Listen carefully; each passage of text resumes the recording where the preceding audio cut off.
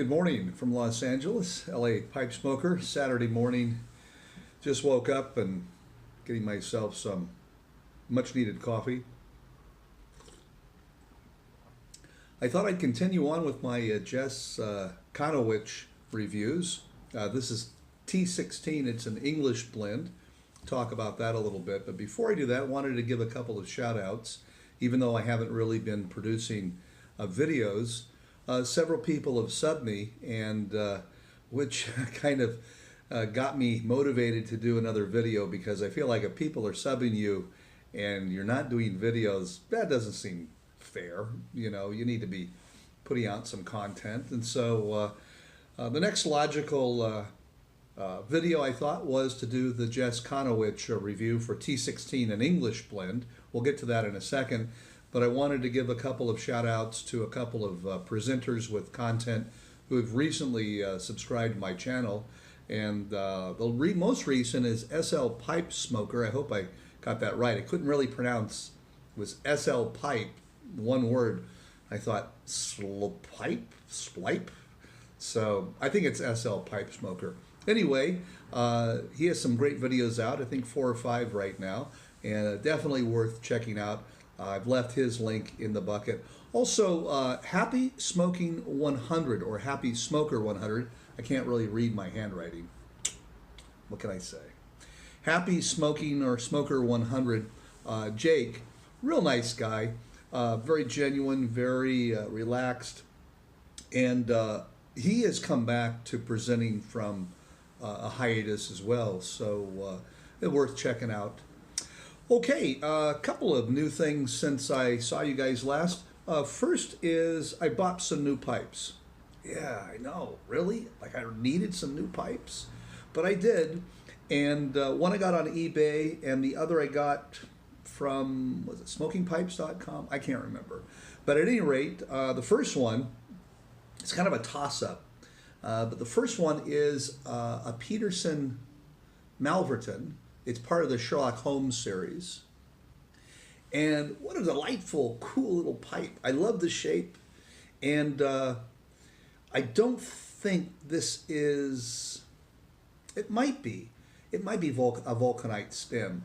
But the thing that's important for me, it's 9mm. So I can pop in a 9mm filter in there, and we're good to go. So I tend to prefer pipes that are filtered. I know other people don't like the filters as much, but it's like everything in the pipe smoking world. It's whatever works for you, whatever floats your boat or puffs your pipe. You know, go with it. There's no right or wrong. It's your preference. And so I think among the more experienced pipe smokers, when you ask them, you know, should I do this? Should I do this? They're going to tell you, well, you know, give it a try, and if you like it, go ahead and do it. And that would be my advice as far as filters go. You know, try it. If you like it, use it. If you don't, don't. There is no right and wrong in the pipe smoking world. You certainly may disagree with me. There's no right or wrong. Here we go. Here's the other pipe. This is a pipe brand that's new to me. It's kind of a low-cost kind of pipe. It's Jean-Claude. So I imagine either it's a French pipe maker or an American pipe maker or a pipe maker that wants to be French. And it also has a nice little 9mm filter reservoir in there. And it does have a vulcanite stem. Most recently, I've discovered a couple of things in my pipe smoking preferences. One, I'm more and more partial to the smaller pipes, but have a larger bowl. I mean, this is a really good example of that. And the other is to vulcanite stems. They're softer on my teeth. I tried those little rubber inserts or rubber coverings you put on the tips of your pipe, and it just, I don't know, it was like having a gummy bear between my teeth and trying to smoke. It didn't really work out so well.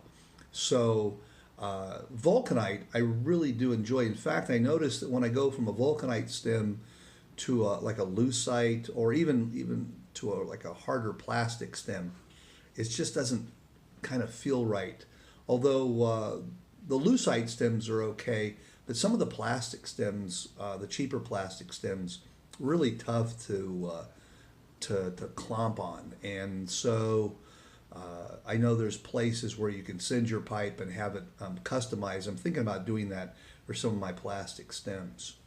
All right, so why don't we get on to the, oh, one more thing I wanted to show you.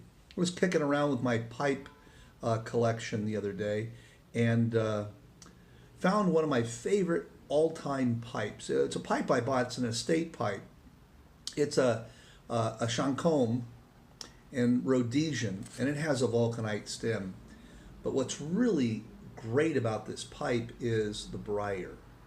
The briar in this pipe is really well seasoned. The pipe itself, I think, is from the 70s. But the quality of briar in terms of its seasoning is really good. It's feather light. You compare it, so these two, about the same, maybe, you know, this is a little bit more briar, but this is featherweight compared to this. And it smokes like a dream. So one of the things you might want to look for in a pipe, if you can hold it, is how light it is. Pay attention to that. The lighter it is, typically, for the same given mass, it's better seasoned briar.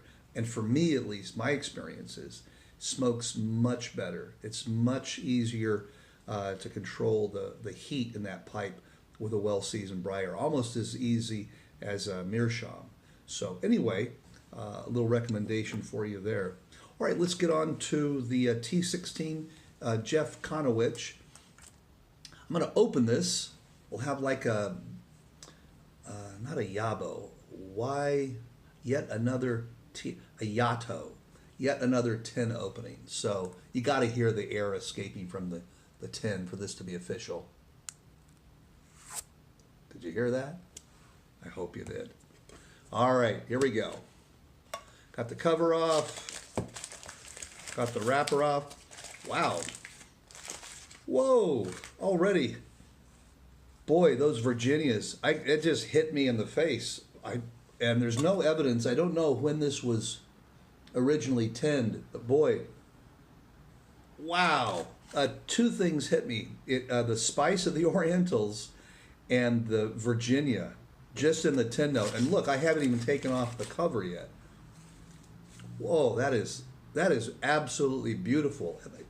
I don't know about you. Have you ever had pipe tobacco that smells so good that your salivary glands are activated? That's how good this smells, even without the paper off. All right, let me take the paper off. Oh, this is going to be a treat.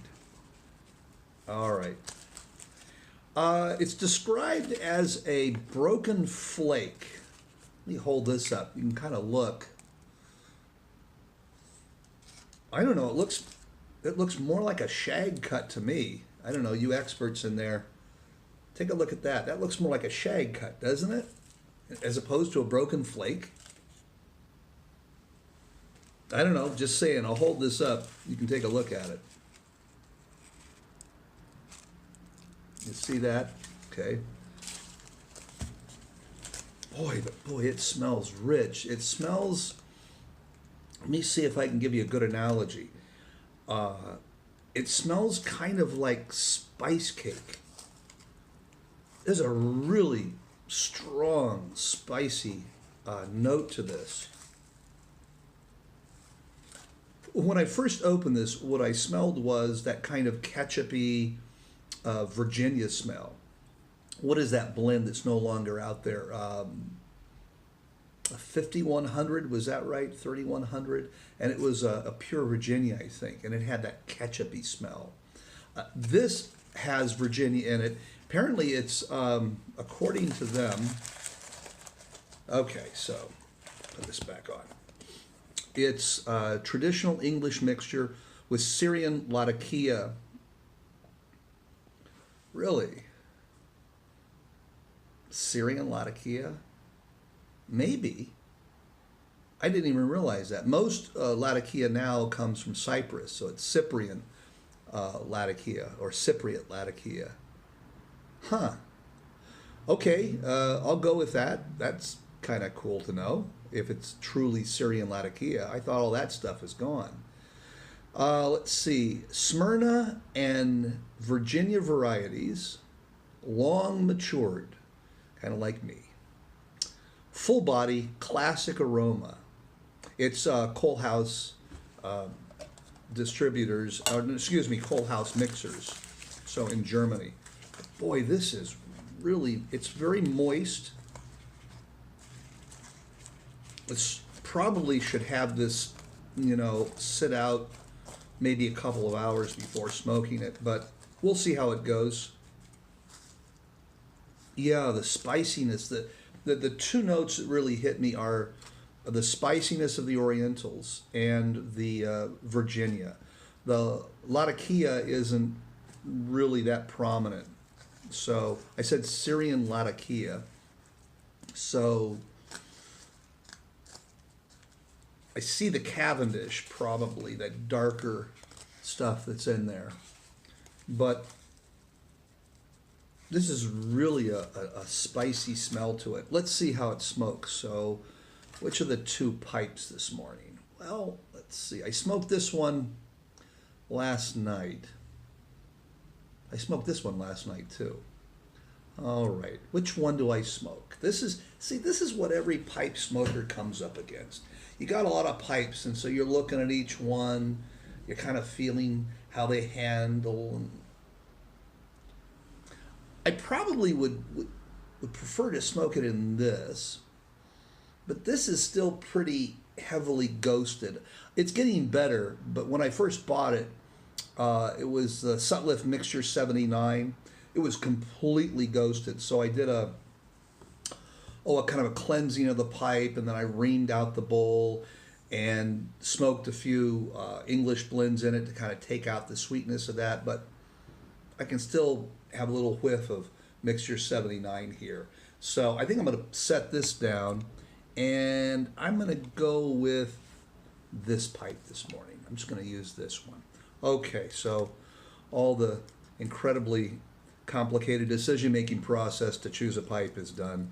I'm loading my pipe. What I do when I have, what I think this is more of a shag cut than a broken flake, so it just looks like a shag cut, is I don't put so much in my fingers. I just kind of load it in and then tamp it down and do little strings like this, especially when it's wet. An old mutton chop pipe smoker had a technique that I've since come to use. I'll pass it along to you. You may like that.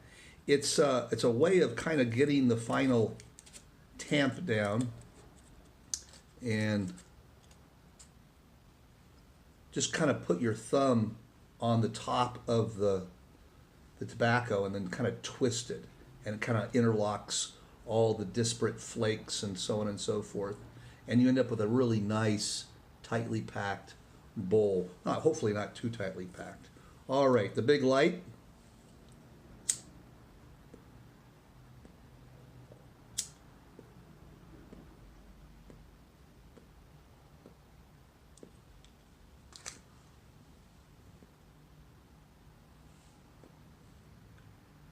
Wow. That's a really, really nice taste.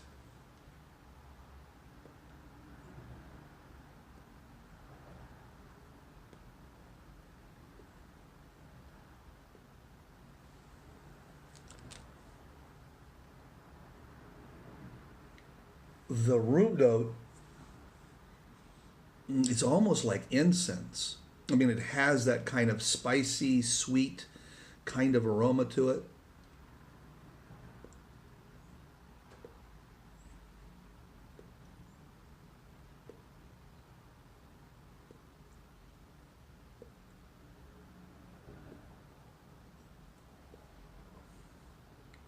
Yeah, definitely. Let's try some coffee.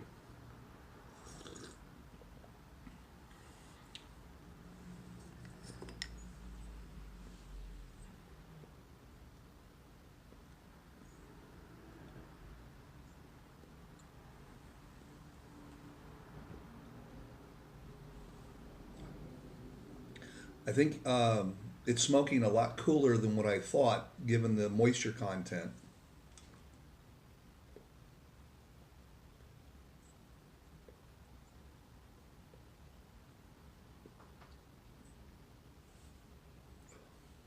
But you got to stay on it. This would go out if I didn't continually keep to it.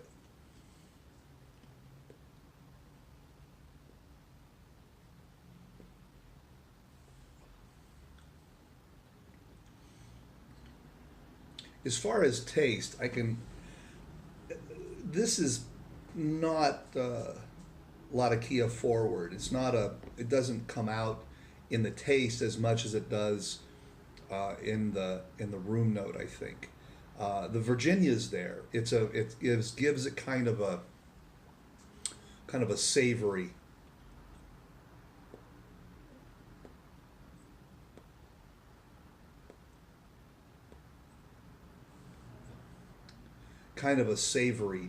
taste to it. So I guess the best way I could describe this, for me at least, and these reviews are hopelessly subjective, but doing the best I can to make it objective. Um, I think it's a combination, in terms of taste, of more of a forward, savory kind of Virginia, uh, with kind of the back sustaining Latakia, the Syrian Latakia, if it is in fact Syrian.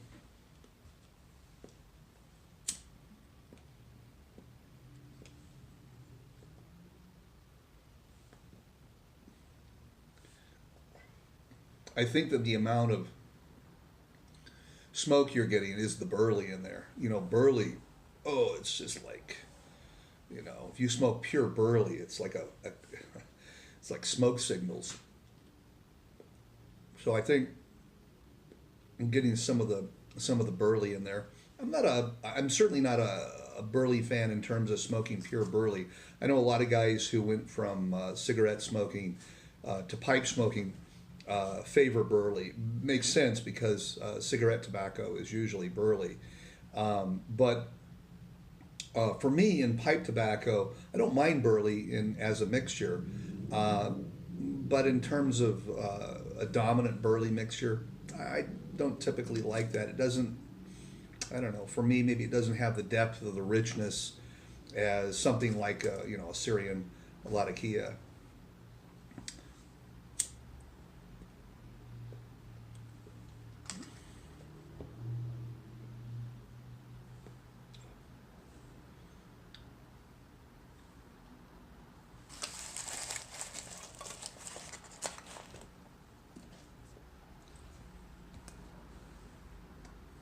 Yes, definitely a very pleasant smoke. So, Chonowitsch T-16. I believe it's the first of the English blends. There's 16. No, I think it's the second of the English blends. They have aromatics all the way up through English, and then their last one, which I'll do next time, the T-17, is a so-called Scottish mixture. So we'll discuss that maybe a little bit as to what is a Scottish mixture. So there's some controversy surrounding what Scottish mixture is. Yeah, I'm sure people are writing papers on that. Before we go, I ran across something last night. I'm kind of, from time to time, when you have a lot of books, you go through them and you decide what you want to take down to your local used bookstore and trade it on credit, and what you want to keep. And what I found was an old pipe book by Richard Carlton Hacker. I bought this at the Tinderbox, the first Tinderbox, which is Ed's Smoke Shop in Santa Monica. That's been gone now for, I don't know, 5 or 6 years at least. They were one of the big pipe shops in Los Angeles. And I remember going there. I think I was kind of getting back into pipe smoking after graduate school. And this was what, 1989, I think it was. And I found this little pamphlet. Interesting facts about your pipe.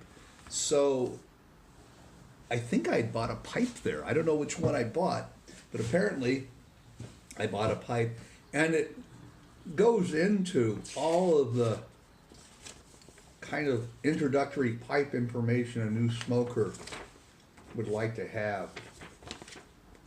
And I think this was the first